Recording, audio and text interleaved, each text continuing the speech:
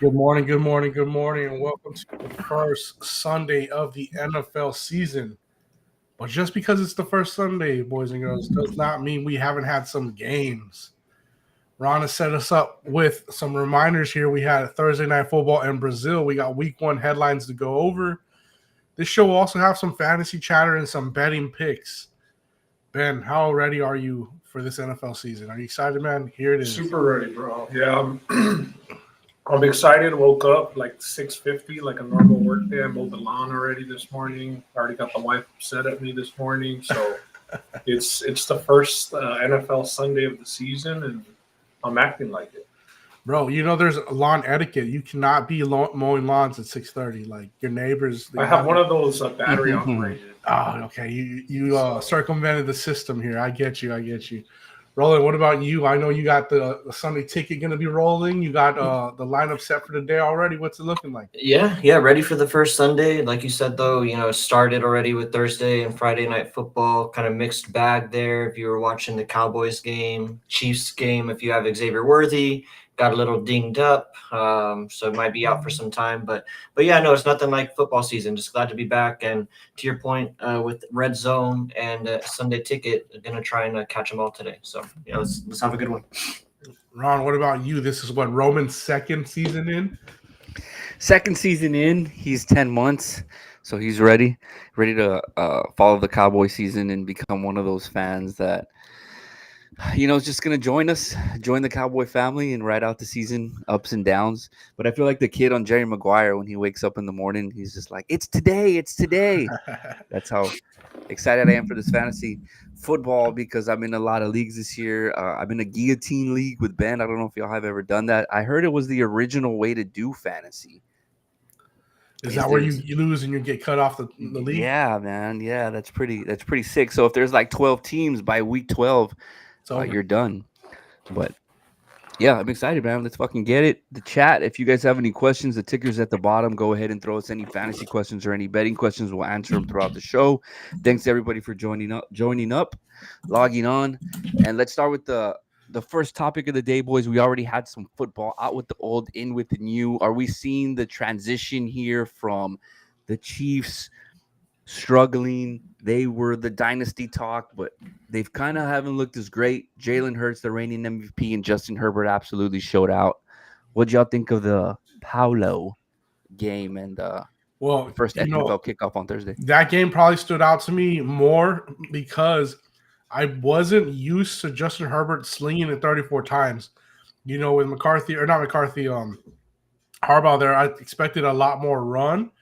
I thought that running back was going to be a little more serviceable for the Chargers, but they were slinging it, and it was effective. So kudos to Justin Herbert owners. He looks good. Yeah, for sure. Chiefs, not Chiefs, but the Chargers kind of caught me by surprise on this one. I thought the Chiefs were going to win the game, but Chargers look good. Chargers have some injuries on the offensive line. Slater, who they just paid, guy that they drafted a couple years ago, turned out really good for them. Went down before the season started out for the year. So I thought things were going to, kind of go in the Chiefs' favor, especially Andy Reid with a lot of time to prepare. You like their chances, but things didn't go their way. Alluded to earlier, Xavier Worthy, he dislocated his shoulder on the third play of the game. Should be out for some time, probably a couple weeks, maybe longer if he decides to have surgery. So we'll see what happens with the Chiefs the rest of the year. I think they'll be fine. Rashee Rice is already out on a 6-game suspension, so they're going to be down 2 of their top targets. It's going to be up to Kelsey once again and Marquise Brown and Isaiah Pacheco and Kareem Hunt to carry the load. So we'll see. And then the other thing too, we talk about it when we do these breakdowns. One possession games, the Chiefs, I think I saw a stat at the end of the game. I don't know if I misheard it or misread the stat.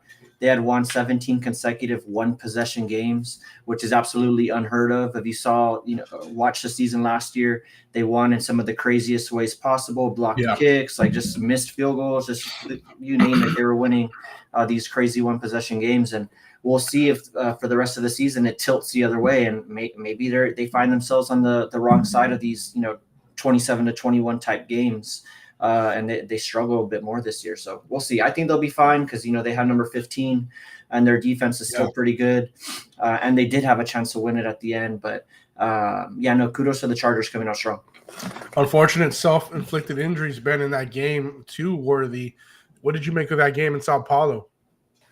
Yeah, it was a good one. I was pretty surprised, like you said, with the air and out attack. They Keenan Allen back, Keenan Allen touchdown, Quentin Johnston 2 touchdowns. Surprised he can catch now. Yeah, as far as fantasy, and people that play DraftKings, that's how you end up winning those $1 million leagues, bro. Is taking guys like that. What I will say about Hampton is, the Chiefs do have one of the better run defenses, led by Chris Jones. So maybe that was just part of the game plan against the Chiefs. Harbaugh's old school for the most part. I do still think that they are going to be run heavy, featuring Najee and Omarion Hampton. So I think that was just, based on the matchups, styles make fights, and against the Chiefs, you're not really going to beat them on the ground. As far as, the Chargers go, they pretty much held down everybody aside from Juju Smith-Schuster and, Patrick Mahomes. Isaiah Pacheco, pretty lackluster game. I was happy to see that they got the grass right over there in Brazil. I know last year was the first year playing, and it was really bad. It was just a shit game. Here, it seems like that the turf, it was good. They were talking about they had people coming in to sow the turf, and they spent a lot of money. They weren't going to fuck it up because it was their last chance, I would think. But I thought it was a pretty good product for a Friday night, man. Yeah, I think so too. Hey, let's get to Josh's. Anytime somebody has the fantasy question, let's just pause the show and just get to their question. Screw Let's do it. So Josh says, need some help in my flex. Have Juwan Jennings versus Seattle or J.K. Dobbins versus the Titans. Iffy because of the Jennings injury. So I guess this is pretty much, do you trust the Jennings injury or J.K. Dobbins as not a very fantasy relevant running back? But when you have a tough choice here, what advice are we going to give Mr. Josh here? And shout out to Josh, bro. OG of the show. Like day one fan. Yeah, I don't have either of these players, but I think it's pretty easier. It's one of the easier decisions. I think J.K. Dobbins is a clear flex here. They're favorites against the Titans. They're at home. You got to think that they're going to score a couple of touchdowns. When you see Javonte Williams from the Cowboys get in from, inside the 5 twice, that's exactly what could happen with J.K. Dobbins in this matchup. So I think it's a clear J.K. Dobbins start. Roland, what say you, my boy? Yeah. I like Dobbins for all those same reasons. And, Jennings, he's, I think, been in and out. I don't know if he's been, in all training camp. I know there's a contract dispute. He wanted to get paid, ended up getting paid here last week before the beginning of the season. So might be a little rusty. And J.K. Dobbins starter to start the season. I know they got that talented back they drafted from UCF, RJ Harvey, but for the time being, it is J.K. Dobbins, their 9-point favorite. So he should hit the end zone once today. So, Josh, you should be good with J.K. Dobbins. Yeah, that's the question, Ron. Is Juwan Jennings going to be motivated to play? He got $3 million boost in his contract. He's up to $10.5 million from $7.5 million. So it's a tricky one because if he is healthy, he's going to want to play and show out for it. So I don't think that it's that tricky because the raise that he got was all incentive based from what I saw. So if he doesn't live up to expectations, so that's he's not why getting that money. He's going to want to show out because it's on him. The onus is on him to make the extra $3 million. Like, I understand the showing out part, but is he like just strictly fantasy?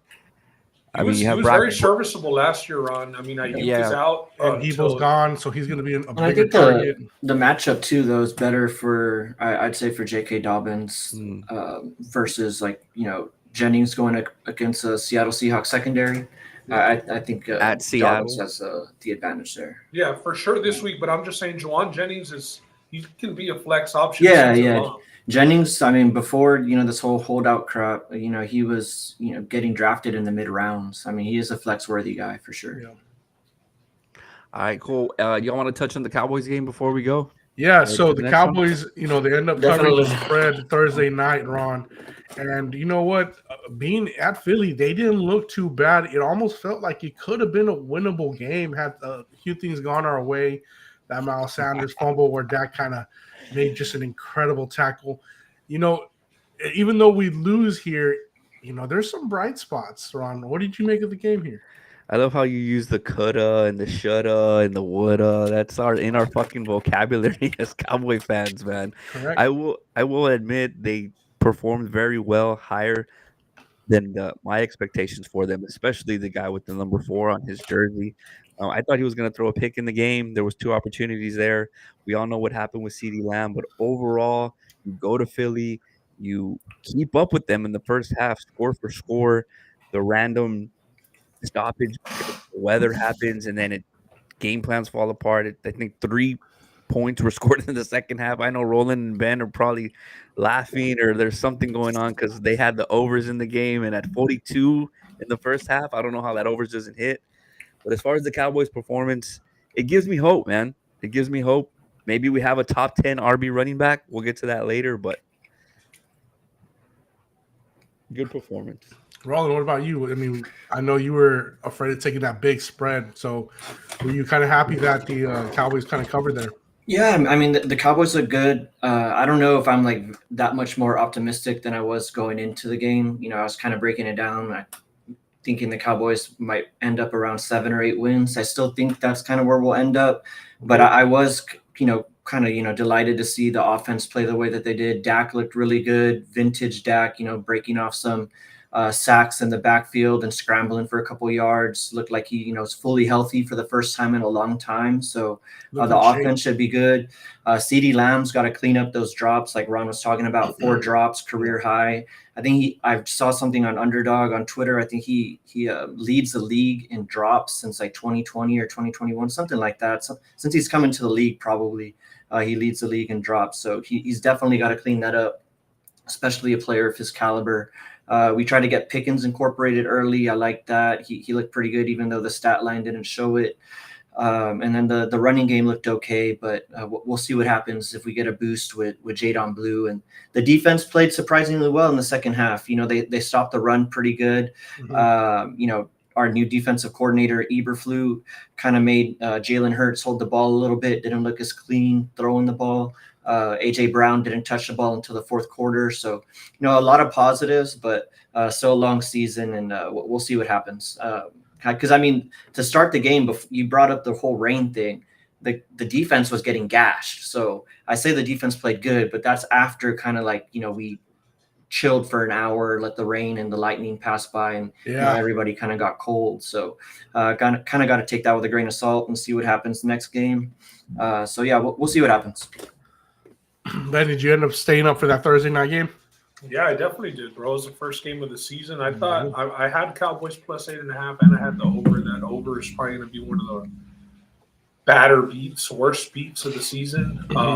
But the Cowboys, I was really surprised with the run game. I thought it was going to be non-existent at all. Jalen Carter, being an idiot and getting ejected probably helped with that. So maybe it's not, the best look because their best defensive player wasn't in. And that's where Javonte Williams was having a lot of his success. He was running really hard, through the A gap, B gap. So as long as Javonte Williams can stay healthy, that's just kind of his kryptonite. Is he runs very hard, but he gets banged up every stop that he's been. I think the Cowboys they looked respectable. They definitely look respectable. I will say, as far as for the Eagles, I think A.J. Brown owners. This definitely was a one-off, like 1 point and one target until the fourth quarter. But I don't think if you drafted A.J. Brown, just my 2 cents, I think it's going to be a roller coaster every year. Yeah. Like I don't know. Got a lot of looks. Do you panic sell, or you just say, you know what, let's just see what happens some week? No, you can't panic sell because you're not going to get shit for him right now. He's definitely. It usually happens like this. It's happened in years before. He'll speak out after, and then the following week, like they just spam him. True. And he has a breakout game. So maybe that's when you sell. But I just think, like these guys just want to win. They really don't care about getting everybody their stats. Hurts. Really good with those timely runs. He was killing the Cowboys with those timely They run ace formation, spread everyone out, and then he just takes off. That shit was so annoying, bro. So annoying. Yeah. But the Eagles, I mean, they're gonna be one of those Super Bowl contenders, like they were coming into the season. They're the defending champs. Hurts really has just matured and come into his own in the NFL. I know I shitted on him a lot coming in. I said, he doesn't have it. He can't pass. I still don't think he's that good of a passer. But the way that he incorporates his runs, and now Saquon Barkley, I mean, it's an ideal situation for any quarterback. So they're effective inside that offense. I mean, they really know what they're doing there. Yeah. I think Gene had a fantasy question real quick, guys, about a flex option here. El Gino. See if we can What's up, Gene? Another guy who's been watching our show Here we for a go. while. Calvin Ridley or Egbuka is his question. And, man, that seems like a good problem to be in because I think Egbuka can eat today as well. I think that's a good one. But this week, for me, it's kind of clear. I'd go with Buka. I think he's got the matchup against the Falcons. You go Ridley going up against, coming into the season, at least the number one defense in the league, and in the Broncos at Mile High. So give me Egbuka all day indoors. No Chris Godwin, so he's going to get some extended looks the first couple of weeks. So, yeah, give me Egbuka all day. Yeah. Yeah, no Godwin, no McMillan. I don't think Kate Otton's even playing. So Ibuka is, option number 2 right behind Evans. I could see Ibuka anywhere between like 6 to 10 catches. I think, any other week this is a toss-up and a debate. But with Patrick Surtain and the Broncos defense against the Titans and a rookie quarterback on the road, they probably are going to have to be throwing the ball, playing from behind as their plus 9.5 point underdogs. But I think the total for that Bucks and Falcons game is pretty high. It's in the dome, so no weather. And Ibuka's a number 2 option, so I think it's clear Ibuka. I think he's a wide receiver too this week, not even a flag. Yeah. Man, it's tough for me because I'm really high on Calvin Ridley this year. Obviously, a lot of it's going to have to do with Cam Ward's performance. But like Roland said, going a mile high against that defense, you can either say he'll get peppered with targets because they'll be behind and throwing the ball a lot. And I don't know if you can trust a rookie wide receiver they're playing in Atlanta, right? They're going on the road over there. Yeah, they'll be in the dome. So, I mean, how much rapport has he had with Baker? I know there's a lot of offseason reports coming in that he's a big guy. He looks great. But I'm going to go with the OG Calvin Ridley. And I'd rather go with the wide receiver 1. And if a wide receiver 2 goes off, so be it. But give me Calvin Ridley. He's a little bit more of an explosive guy. We haven't seen a lot of Egbuka or whatever his name is. We don't know if he's an over-the-top kind of guy. His college play might not transition to the NFL, especially early in week 1. These Ohio State receivers do transition pretty well. Yeah. Did Marvin Harrison Jr. go to Ohio State? Yeah. Okay. How did he do year 1? Not the worst. Get him run. I mean, I'm just saying. I mean, you gotta also think about the quarterback there. Where did Roma Duze go? He went to Washington. Oh, okay. Yeah, but he also played with Caleb Williams and the Bears last year. So. Yeah, you got Kyler Murray slinging it. I mean, those are just. I don't know. I'm just taking the veteran wide receiver here, boys, over the rookie. So that's my answer there, Gene. There we go. Fair enough. Let's get into the week 1 watch list here. All the slate for you week 1. Here's the one that we're looking forward to. Rodgers return, Pittsburgh and New York Jets. Now, if you're looking for points in this game, you're probably not going to get it, but you're looking at it for the dramatics. Do the Jets just go off and start bullying the hell out of Rodgers for, the 2-year stint that he had there, or it just didn't work out, or what happens, Ron? What do you think? I mean, the weather's going to be shit, too. Ben threw up a weather report for us that we'll get into in a little bit, but I think it's going to be an ugly game. If you're a Jets fan, do you really hate Rodgers? Because your whole team sucked anyway. The experiment was bad. So I don't know if you can hate one guy, hate more the organization for trying to make it work. Yeah. I don't. DK Metcalf is projected to have under 4.5 catches. Your running backs aren't great over there in Pittsburgh. I think it's just going to be an ugly game, and the story isn't going to be up to expectations. So you like the unders for sure in this one then, right? It's a lean, but it's not an official play. Yeah. Roland, what about you? Are you intrigued by the return at all? Not really. I mean, I'm kind of done with Rodgers, been done with Rodgers. Gotcha. But, just as far as, the game, itself. It's a 3-point spread, 38-point total. There's weather expected over there in East Rutherford. And I like the Steelers to win the game. It's a -3. They're the faves on the road. Their defense usually comes out strong to begin the season. And who are they facing at quarterback? None other than Mr. Justin Fields. And I think the Steelers are going to win the game. So if anything, that's kind of what I'd be looking for. And Aaron Rodgers, hey, it's his second year back from the torn Achilles. Yeah, he is 41-42. But let's see if starts the year off at least a little fresh, and I'll give him that grace. But other than that, not going to be putting too much stock in Rodgers' return for the rest of the season. Gotcha. Ben, anything you want to say about this game? Or do you want to move on to Cincinnati, Cleveland, and talk about the line? Originally, I thought it was a no-brainer Steelers side, but I mean, we really don't know what. Yeah, it's just DK Metcalf, and then what other options? Jalen Warren, Jalen Warren, who's wide receiver 2 over there. Right. So this is Antonio a Brown game. I do think Pittsburgh does play really well. Week 1, they rely on their defense. They've beaten the Bills. Every week 1, they come out. Yeah, they come out strong. Win. So seeing them here as a -3 against the Jets, and they know what Fields is. Everybody knows what Fields is. So I think that the safer play is the under. I'm on the first half under in this game, but I would expect Pittsburgh to come out on top. Probably a close game. Yeah. All right, divisional matchup here: AFC North, Cincinnati and Cleveland. Ben, there was some line movement here. What do you think? Just Cincinnati, they had a lot of games last season where they were losing by 1 possession. Are they going to start flipping it to their way? What do you think of this game? Eventually, right, the law of averages, it kind of evens itself out. I will say that one thing that they did, they played their starters in the preseason. They're very aware of this week 1 and week 2 record that they have. So I think that they're trying to nip it in the butt here. And what better opponent than, an aged Joe Flacco and the Browns? Yeah. The Browns D-line is, very, very good. We know that the Bengals have one of the bottom 5 offensive lines. So a tough situation, but I expect the Bengals just to get the week 1 monkey off their back, bro, and come out here. I mentioned, the line went down from 5.5 to 4.5. Probably some pretty sharp money that's going to cause, a whole fucking point to move the day of. But, I mean, call me a fish. I got Cincy getting it right today and starting the season off 1-0. If not, I think that coach is in real trouble, man. I hear you. Roland, what about you? Do you think our guy from last year, Yoshivas, can see the end zone at least one time this year, maybe in a game like this? I mean, he's going to be one of those guys that kind of scores randomly throughout the year. I know he had a nice little run when Higgins was out, and I think maybe Chase missed some time last year, but I know Higgins was out a couple games last year. He really ate in those, but just a game, you look at it, Bengals, Browns, not too sexy, but, for all those reasons Ben was talking about with the Bengals early season struggles, very public.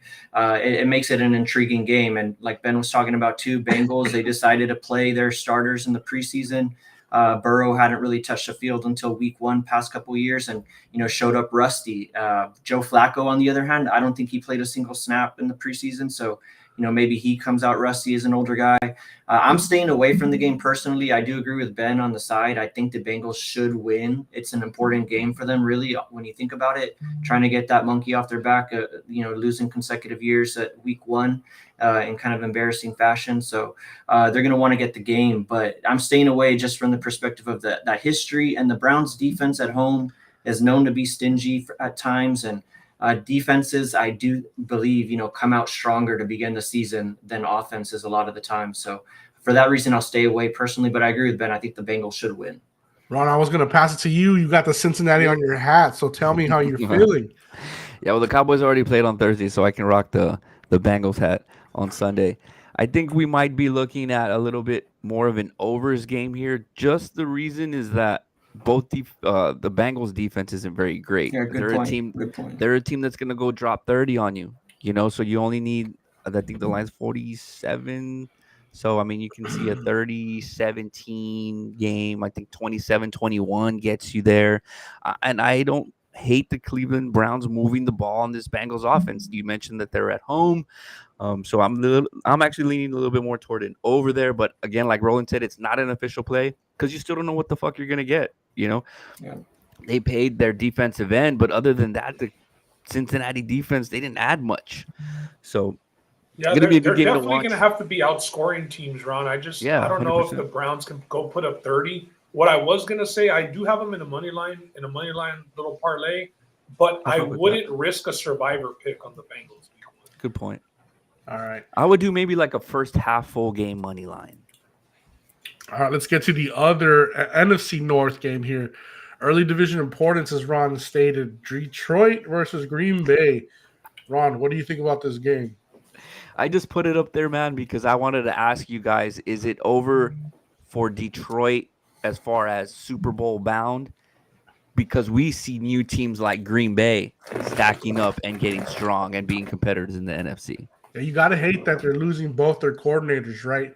But the roster is pretty stacked and they're built up front the way that winning teams are supposed to be built. Roland, do you think it's over because the coordinators are gone, or do you still like that roster enough to carry? It's far from over for Detroit. I do agree, losing both coordinators is something to, raise an eyebrow at and look into. But, if anything, I think, on the offensive side of the ball, the targets are going to get a little bit more condensed. It's going to be a little bit more straightforward. Probably not as much trickeration. You're not going to see Jared Goff faking like he's tripping and falling over here and then throwing a touchdown. Probably won't see that too much this year. But like you were saying, Justin, the roster is still the same. And we got to remember, last year down the stretch, the Lions were as injured as any team I've ever seen. If you looked at their injury report, especially on the defensive side of the ball, you're talking first, second, and third stringers at some positions going down. They were signing corners off the street, to compete down the stretch. And that's the last thing that you want to do, especially when you're going up against some top tier wide receivers down the stretch. So I think the Lions are going to remind some people today that they're still the class of the NFC North. I like the Lions today. Ben, what about you? This is going to be played in Lambeau, so. Yeah, I actually lean the Packers. I was talking to Roland about this. I haven't made anything official, but I do lean the Packers in this game. I know Roland said it's not the end of their Super Bowl window, and I agree. I don't think it's the end of their Super Bowl window because of the talent, but I do think that losing the offensive coordinator is going to be a bigger loss than we all think, because I think Dan Campbell is more of a rah-rah guy and get you to run through a wall, really get you to buy in. But when it comes to X's and O's, I do think that he really relies on his coordinators. Agreed. So I do think that they are in trouble from there. I have the Packers as my Super Bowl representative for the NFC this year. So I'm pretty high on the Packers this year. Okay. But I do think the Detroit's still going to be a playoff team and winning games, but I do think that Green Bay has crept up and kind of caught up to them. I gotcha. So we can't talk about the Packers and not talk about Micah Parsons. Justin, is your boy going to bring them a Super Bowl like Ben says? Is he Well, going to be that he's big slated of to an play asset? after all, right? He's got the shot in, so he's going to be ready to go. He's got to show out today, at least get one sack. If he doesn't, it's not looking good right away with all the drama that's already happened outside of it. So you got to hope he gets in there and gets that one sack at least. All right. All right, let's move over to the championship preview. Ron has stated that this will be the AFC Championship, and I tend to, not have a lot of disagreements here. It's Baltimore, it's Buffalo, it's prime time. It's 7:15 Central, 8:15 Eastern. This is a treat, boys. Week 1 treat right here. The AFC Championship preview game, as Ron has stated. Ron, let's get into you first. Baltimore or Buffalo tonight? I'm going to ride with Ben's ex team. We always got to throw that shot at Ben. Always. It's going to happen every show anytime we talk about the Bills. Give me Josh Allen at home, man. I mean, why not? Fuck it, right? That's just like there's no secret. There's no I dove in and looked at stats and all that. It's just like opening week. Give me Josh Allen as the dog. You've been watching Hard Knocks too, right? Like that's helping you motivate. No, bro, because that fucked me with the Bears last year. I got drafted. He like loves fucking, Hard Knocks. I know, he's a Hard Knocks guy. Nobody that's why buys I was into wondering. Hard Knocks hype like Ron. dude, I had Swift, Aduze, Caleb Williams, all on my fucking roster He last does, year. Not everybody, making that dogs, mistake. everybody. Yeah, man. This Well, yeah, year so he's that's- got Keon Coleman, Shakir, Ray Davis, not even the starters, bro. Roland, before we go to Ben, I want to go Ben last since he did have his little stint in Buffalo. What do you think about this game, man? This is a treat tonight. Yeah, no, great Great for matchup. prime Great scheduling by the NFL for sure. Couldn't think of a better Sunday night football game in Orchard Park. You know, the Bills. It's tough to go against them. I think they've lost like 2 or 3 games there at home the past couple of years combined. So never really a smart bet going against them.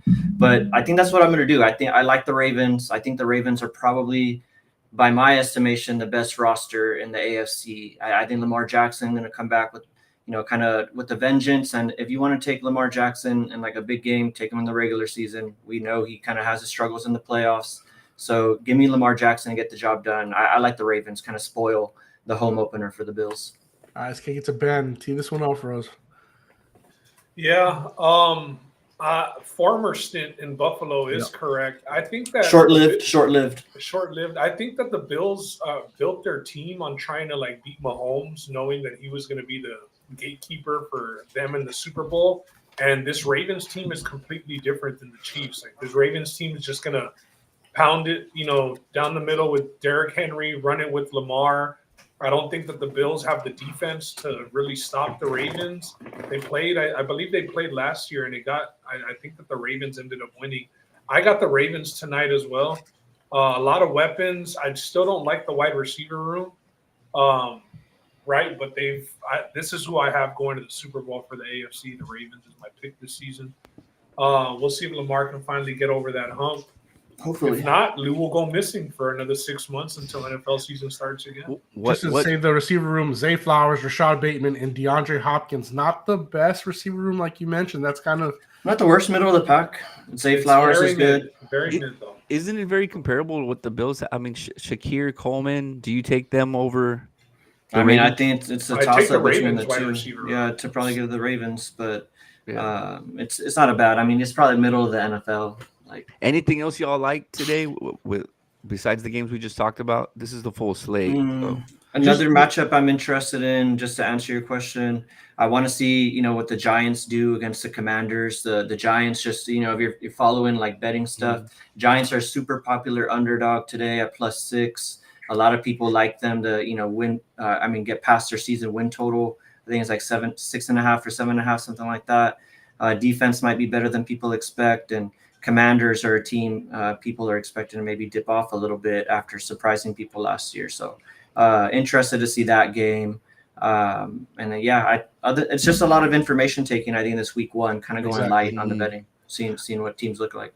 Like Roland mentioned, the divisional matchup, the NFC South one, Bucks and Falcons is one to look at too, because you kind of see where the division is going to lie with a game like that. And then I think we'd be remiss if we didn't talk about the Panthers and the Jaguars as a good little matchup here. I think a lot of people are high on Bryce Young, how he ended the year last year, got a new weapon and Ted McMillan. People like kind of what that offense is going to do. Got a good O-line down there in Carolina, so see what they can do now. And then the Jags, they got the shiny new toy also in Travis Hunter. It's official at least for this week, that he's going to be a primary receiver. Playing situational quarterback. So if you're going to do like splits, I'd probably say it's going to be 90% receiver this week, 10% corner. And then they said it's going to be week to week from there on. So take with that what you will. But I think the Jaguars and Panthers is a good matchup today too. Let's see what that Heisman winner does. All right, let's break it into some fantasy chatter, Ron. Here we go. Javonte Williams, top 10 running back. Ron, you probably put that because of the performance that he had Thursday night, right? Yeah, man, just some fantasy chatter here. Nothing crazy or, I'm putting a lot of weight behind. It's just you're not locking it in. You're just just some of the headlines. We had the CMC and the AJ Brown panic. That's everywhere when you Google fantasy. Genty, I just put him up here. His over under 17.5 points today as the number 1 overall pick and the rookie running back and the biggest name in the draft. Do you guys think that he'll hit that or he'll fall short? And then going back to the Marvin Harrison Jr., he was the Genty of last year. Obviously, he didn't have a great year. Does he bounce back? And a little Lawrence Hunter stack here, boys, low key. I mean, probably a guy that you didn't go draft in, Lawrence, but is he a sneaky streamer? So yeah, just a little bit of fantasy chatter, whatever you guys want to, hit up first. We can just.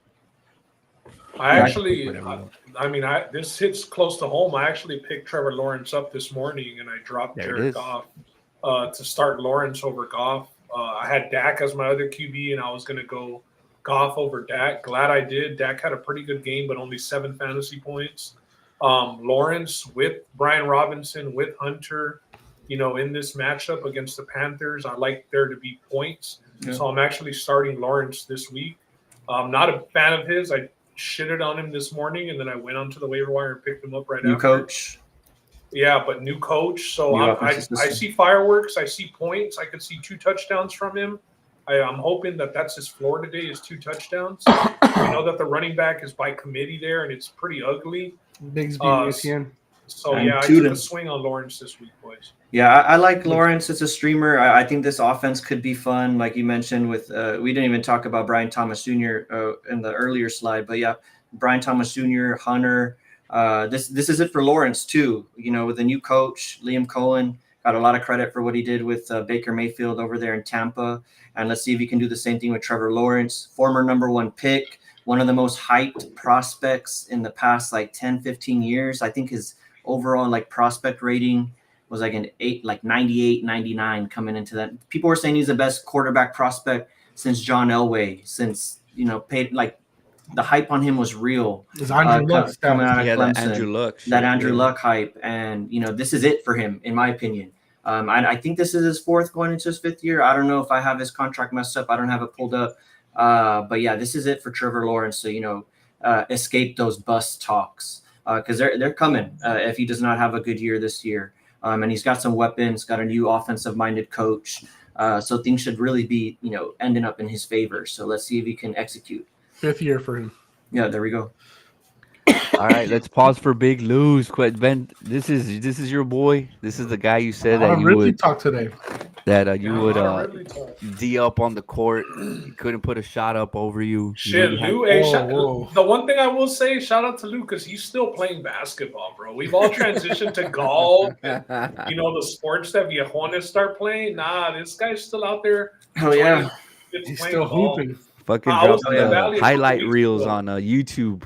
Winning the Facebook highlight reels. He's still winning chips too. We gotta have back in hardware. So shout out to Lou. We talking about Sports Open Gym or some open run. Dude, I was in the Valley a couple weeks ago and I actually went golfing with 2 of Lou's buddies, Mike and Chinga. I'm forgetting the other guy's name, but we used to all play basketball together. But these guys have transitioned to just golf now, and it's just Lou that's still hooping.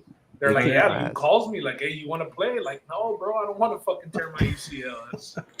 Shit. We're golfers. I have the ice down after. Let's run some 5s. I'm down. What do you guys think about Javonte Williams? Me personally, not to spend too much time on it. I'm not putting too much faith or too much stock in that 2 touchdown performance. They're both kind of at the 1. They were already kind of split in time with him and Sanders, and like Ben was talking about earlier, Jalen Carter was out too, and he's a big part of that Eagles run defense. So not putting too much stock in Javonte Williams. He looks good. He knows how to play NFL running back. I think that's why teams like him, but he doesn't have too much juice. So I'm not putting stock in that performance. Yeah, I'll answer the question here at the bottom real quick. I'm sorry. You're good, Roland. You're good, Roland. I know that I went against Ridley earlier, but that was with Ibuka. I will go with Ridley here. I think Montgomery's going to be RB2. I think that, I have a lot of Gibbs this year. I really have a big year projected for Gibbs. With them being down, I'll take a wide receiver 1 over an RB2 at my flex. So in this scenario, I will go Ridley over Montgomery. Yeah, I go Ridley over Montgomery here too. And Ron went Ridley earlier, so I'm sure he's going to go Ridley over Montgomery. I'll follow up on just the topics real quick with Jalen Williams. I agree with what Roland said. I still think that as long as he's healthy, he's going to be a guy that you can at least flex or play at RB2. I mean, the Cowboys offense was moving. I'm not a Cowboys fan, but they are moving. Dak looked good aside from not getting the touchdowns, the touchdown passes. But with Williams there, I mean, he runs hard. As long as he's healthy, I think that he's live for a touchdown a game. The Cowboys will be moving the ball. I am panicking about CMC, and you all heard me say my piece about A.J. Brown. I have 1 stock of CMC and 1 stock of Genty. Just didn't even see myself drafting both of those guys, but I was going to say, how did you end up with CMC? Just at the back of the draft, bro. At number 10 pick, and I just took a shot on CMC, saying I would never draft him again, and here I am drafting him. And then with Genty, it's kind of like the Bijan thing. It's his rookie year. This is a rookie. Never seen him. We know that Pete Carroll likes to run the ball, so he's probably going to get a heavy dose of carries. But rookie running backs haven't really led up to first round draft grades since Leonard Fournette, right? So, or Saquon maybe. But I am worried about both of those two guys. I'm really interested to see what Genty's got today, and zero faith in Marvin Harrison Jr. Passed on him every chance I had. So You can't with Kyler Murray there. You just really can't have that. I have a lot of McBride, zero Marvin Harrison. Hey, Roland, your boy here, one of the participants in your league, Mr. Joe Anthony Tovar, has a question. Ridley or Aaron Jones? Dude, Ridley's all over fucking fantasy. yeah, I'd chat probably today, go Ridley here. It's tough, to bypass an RB1 like on the depth chart like Aaron Jones. I do think he's gonna have a little bit more competition or better competition this year. I know he's had competition years past from guys like Alexander Madison, but I think Jordan Mason is a little bit better than him and should be getting a little bit more looks. And they're going up against the Bears, who have a pretty decent defense, should be coming out strong week one. So I'd ride with Ridley here. For the points that, we were talking about earlier when breaking down the game, 9-point spread should be, throwing it from behind. Cam Ward's got a quick release, going to get that ball out. So give me Ridley. I like that Ridley was the hot topic today. I didn't expect that at all waking up this morning.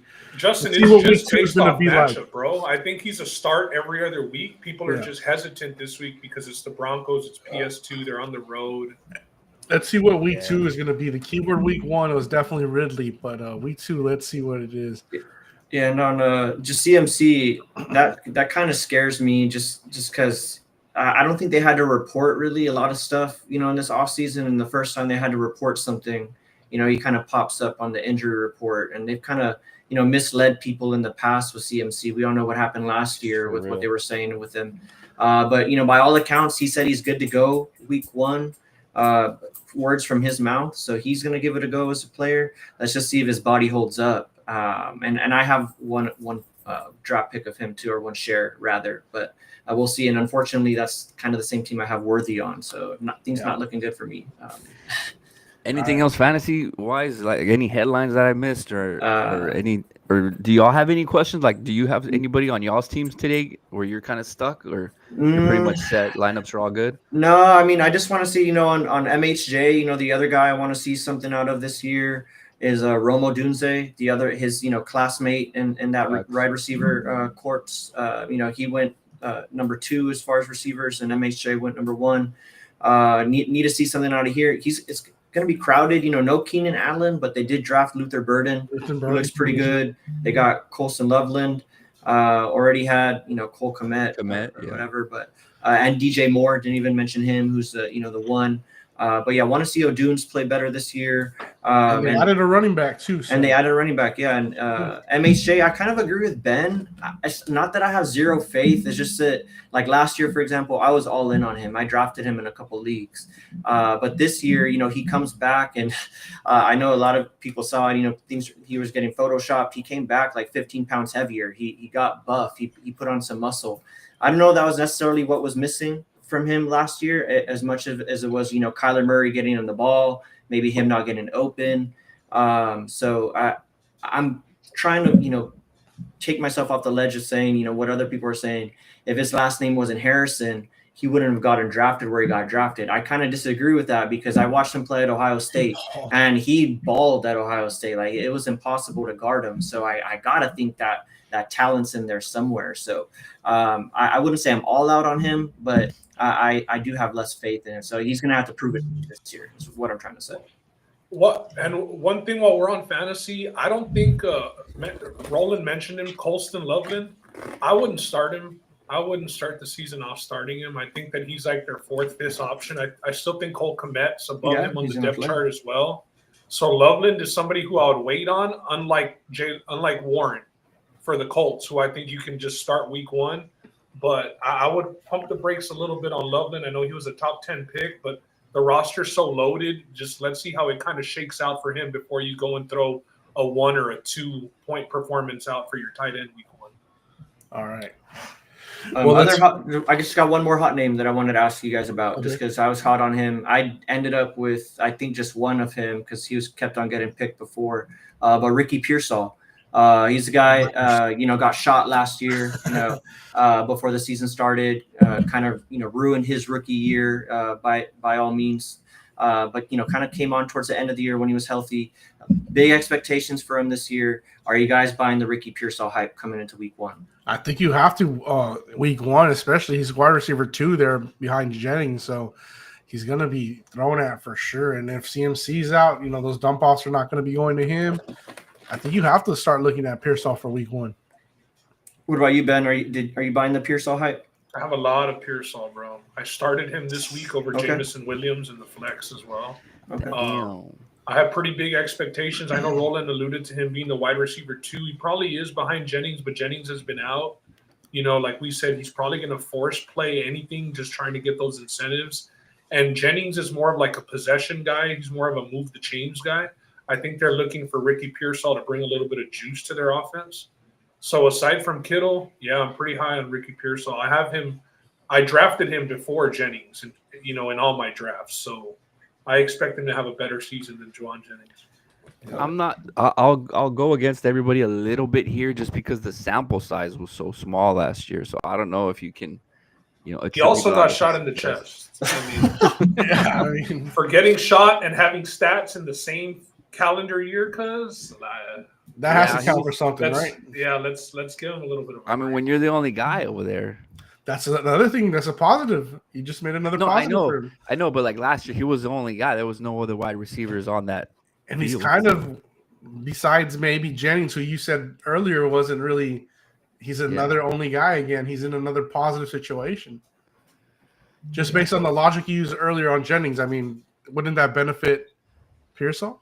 And the other thing is, as bad as the Niners were last year, their schedule reflects it this year. So they have one of the easier schedules in the NFL. So you got to think that their offense. We know that Brock Purdy can sling it. I mean, he's serviceable. And the CMC goes down.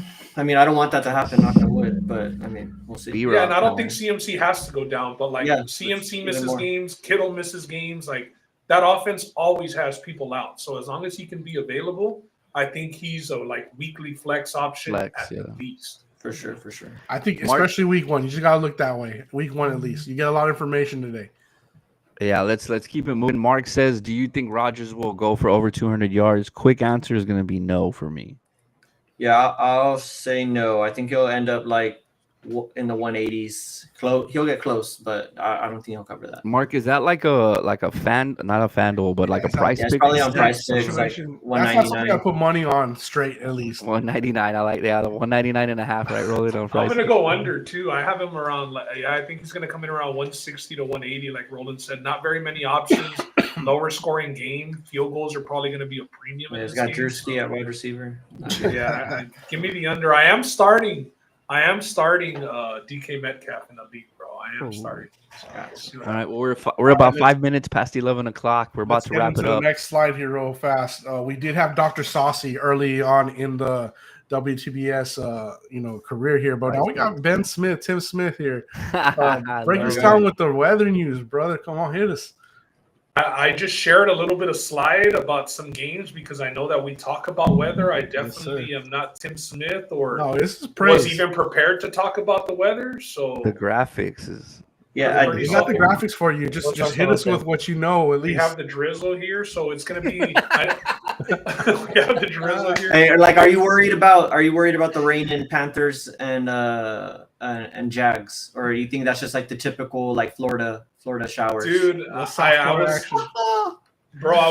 was in Florida for the first time in my life a couple of weeks ago in Tampa Bay, and I thought a hurricane was going to hit every morning. And then by noon, the beach was full. So there you go. I'm not worried about it at all. So it's a Florida shower. There you go. Not worried about it. That's the inside I know why the Tampa Bay for. Lightning are now called the Tampa Bay Lightning. There is lightning there all day. There we go. Insane lightning here in Mission yesterday. I don't know, Ron, if you heard that. Around 3 a.m. it was just crazy weather.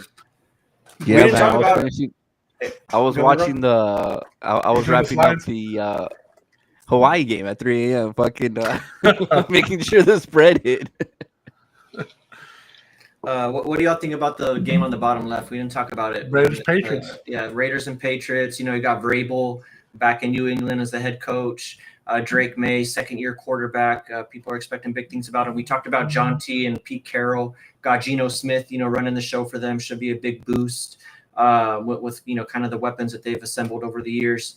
Where are you guys leaning? I think, Ben, you said you lean Patriots, West Coast going East Coast. Yeah, I love I took them, to make the playoffs. I think they're the second best team in the division now. They've passed up Miami, and of course the Jets are last. Another name that we probably should talk about a little bit was Travion Henderson. I know people drafted him pretty high. Then those reports came out about the depth chart, and he wasn't the starter. Ramondre was. If you all have any shares of Henderson, are you comfortable at RB2? Are you comfortable at flex? Is that a player that you need to see what happens? Unlike Hampton, who was deemed the starter, right from week one. What is that looking like for you, bro? I mean, unfortunately for me, I kind of drafted him where I need to play him right off the bat. So I mean, he was ADP, right around Hampton, right there in the 40s, 30s. Third and fourth round, depending where you were drafted and kind of how you structure your team. I ended up with him as an RB2 in a couple leagues. So I'm going to roll it out there with him. I'm not putting too much stock in these, week one depth charts. The popular thing and what I'm going to rest on is, like guys like Alvin Kamara. They were second and third on the depth chart week one. And look where they ended up their rookie year. They ended up, smashing it. So I think they drafted Travion Henderson for a reason. They need juice out of that backfield. We all know Gibson and Ramondre Stevenson, they've had their time in the NFL. They spend most of their time in the NFL in the doghouse because they can't hold on to the ball. Gibson more so than Ramondre, even though he's had a bit of a fumble problem as of late. So if they're going to hold true to this, at least for week one or week two, all it's going to take is, a fumble or two or 3 yards per carry from one of those guys, and Travion Henderson will, usurp him. I think he should have the passing game role right off the bat, but we'll see. I'm not too worried though, long term. Ron, we just saw a guy like Bucky Irving last year wasn't the starter, from week one, ended up winning out the job and popping off. Can we expect something like that from Henderson? I would say, obviously anything is possible, but the offensive styles are different to me. I think the Tampa Bay offense is a little bit more run and gun, fast paced. I don't know how New England's offense will be this year. I think it's more of a strategic, grind it out, get first downs, move the chains, where, you have Baker over there running in Tampa Bay and running out of the pocket and dumping it off to Bucky and letting him run and get some PPR points and stuff. So I think it's a little different just because of the system that they're in. The potential is definitely there for him. I think he's a great pickup. If you have him, he'll probably be an auto, starter, not somebody you have to worry about, getting hurt. So that's my take on that. Switching it over to just a little bit of a betting side on this weather game. I'm loving the first half under in that Raiders and Patriots game. At 44, you're thinking you're going to get at least, 23-ish, at 21 and a half, something like that. It's supposed to pour, according to Ben's report. Pre-game, it's supposed to pour. So the field should be ugly. It might drizzle throughout the whole game. So I'll probably lock in the first half under on this Raiders and Patriots game because the offensive boys, Stephon Diggs is – a name over there for New England. I don't know how well they move the ball. We're yet to see, Genty perform with the quarterback situation over there in Las Vegas. Just a lot of questions for me, which is going to lead me to a first half under here. I'll probably lock it in as soon as we get off the pod. I got a lot of interest in this game because we did see Drake May play pretty good last season, and they went out and got the left tackle Will Campbell from LSU. Probably one of the better prospects coming out of the draft. So let's see if that addition of Stephon Diggs as well is enough to get the ball moving for the Patriots. I'm kind of with Ben here that I do believe they stepped into that number 2 role, and adding Mike Vrabel, the kind of coaching that the pedigree he brings to the table. So I'm really interested in seeing what the Patriots do in this AFC East. People have been talking about in the draft process for Will Campbell, he lined up and tried to block him, and Will Campbell kind of roughed him up a little bit, but that's just the type of guy Vrabel is. And he got in the middle of a fight the other day, so that's hands-on coach, very hands-on. Will Cardi B be at the game? I will say I gave Joe T, shout out Joe T. He's a Pats fan here, listener, and fellow fantasy opponent, but I gave him a lot of shit when they drafted Drake May. He does seem to Slinging. He does seem to have what it takes, though, to be an NFL quarterback. His Like, scrambling it started ability coming a little surprised bit, me. slowing down and coming easier to him last year towards the end of the season, and that was with a head coach that didn't know what the fuck he was doing. So now with Matt Patricia, you got to think, like, that's why I have them making the playoffs this year. No, Vrabel. Patricia coaches at Ohio State. I'm sorry, Vrabel. Right. Yeah. All right, best bets. Ron and Ben, let's hit them. Ron, Yeah, go cool. first. Bills plus 1.5 versus the Ravens. Mentioned that earlier. Bengals and Browns over 47 for me, and Patriots. Oh, I'm sorry, that's Ben. So those are my two. I added the first half. You can tell my Patriots play, bro. That's okay, Pa. Go ahead. These are ours. I know Roland has some bets cooked up, and if you want to mention some as well, let's make some money today, boys. What y'all got? Yeah, for me, well, I got the Patriots minus 2.5. I was also, like I said, it's weird that this line never went to 3. Because 3 is usually like one of those football numbers, those NFL numbers where it's like, oh, I'm going to buy half a point so I don't push. But it stayed at 2.5. That is a little bit weird, but still, I mean, this is a game that the Patriots got to win if they're going to make the playoffs. So I have them starting the season off on the right foot, especially at home. Give me the Patriots by at least a field goal. Panthers and Jags, talked about how I'm going to stream Trevor Lawrence. I do like what I saw from Panthers QB down the stretch, former number 1 pick. Now he gets Ted McMillan. Thielen is gone. He had a pretty good connection last year with Thielen at stretches of the season. But I'm starting Ted in the leagues that I drafted him in, and I expect a big game. I'm gonna stop you right there, Ben, because there's a guy that you drafted last year and this year that I really didn't put a lot of weight behind, but he had a great year. Chuba Hubbard. You think that he performs and adds to your total, helps your total here? Yeah, I mean, he got the bag. He got the re-up last year. All right. Cowboy running back Brooks that they drafted got injured and he's out. They did bring on Rico Dowdle, who maybe will see some of the passing downs, but Chuba's definitely their goal line guy. And he's got some juice, bro. Like, he had some games last year where he was creeping up on 200 yards rushing. He's a league winner. He definitely has some juice. So I like the over in this game. And then finally, I'm going opposite of Ron. Like I said, former stint with the Bills. I do think that the Bills' Super Bowl window has closed. I think that the depth chart is the weakest it's been, although Josh Allen is probably the best he's ever been. So it kind of compensates for the depth chart and him being Superman, finally winning MVP, all that shit. But when it really comes down to it, I do think that their Super Bowl window is closed due to the weapons. Give me the Ravens tonight to start their Super Bowl run. Gotcha.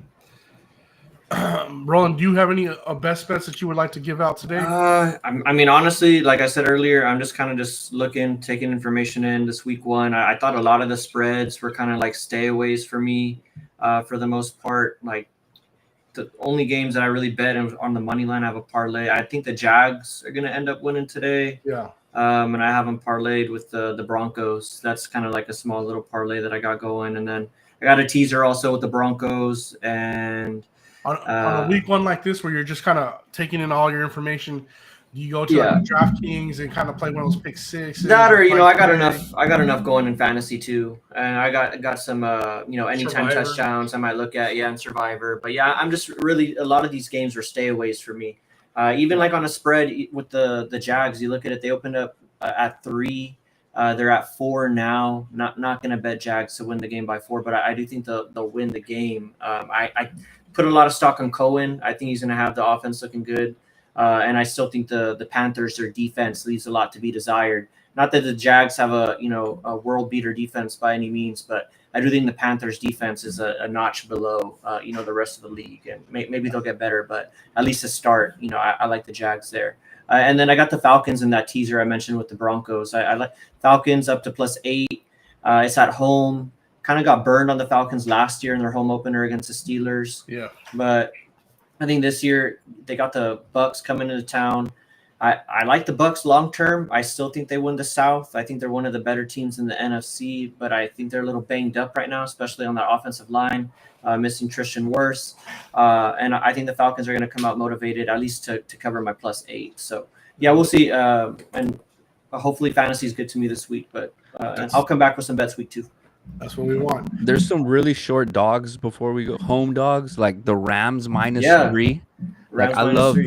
the Rams -3 versus the Texans. Like we know the situation over there with Joe Mixon and all the injuries and Christian uh, Kirk is out. Their yeah, offensive no line is Christian banged Kirk. up. I mean, Rams -3 looks like a great play. But- I don't know if Ben But agrees then, with that. but I then like you're the scared. under. But then I you're like the scared with under. the Rams too, and Matt Stafford. He's been hurt True. all off season with that back. Yeah, that was a stay away from me. I'm glad you brought that up because I at first glance I like the Texans. I Okay. think they can put some pressure on Matt Stafford there with that defense. But on the flip side, the Texans have too many injuries of their own to start off the season. That I just want to see how things look. I think CJ Stroud will look better this year though for sure. Ben, is it Yeah. Chubb or is it Pierce getting the start? It's Chubb. Chubb. It's Ooh, Chubb. I like the under in that game. Probably some Nico props. I mean, you got 43. you got another rookie as the number 2. Higgins got named the number 2. Christian Kirk is out this week. So it's probably going to be a heavy dose of Nico Collins. I don't think that the Rams have, a secondary that's complete lockdown. I know their front 4 on the defensive line is, up there Solid. with Jared Verse in them. So I like the under in this game. I think, touchdowns are probably not going to come as often. But I like the under in that game. And then any Survivor, just for Survivor, maybe there's people out there that are listening that are in Survivor. This week I'm in one Survivor competition. I went with the Broncos. I'm kind of just don't want to be cute. Thought about taking the Cardinals. I just want to survive in advance. It's a rookie quarterback on the road. They Give me should the be Broncos, and we'll look at week 2. I think they those should are- be a popular play. They have the highest spread at -9. Those should be the top 2 choices: Broncos or Cards. Saints, they ended up going with Shane Rattler to start the season over Spencer. Spencer Rattler, excuse me, over that. What's the dude's name they drafted for Louisville? I'm forgetting his name. Terrible. The 25-year-old or something, been injured 10 times, but Stop. got drafted in the top 10, but whatever.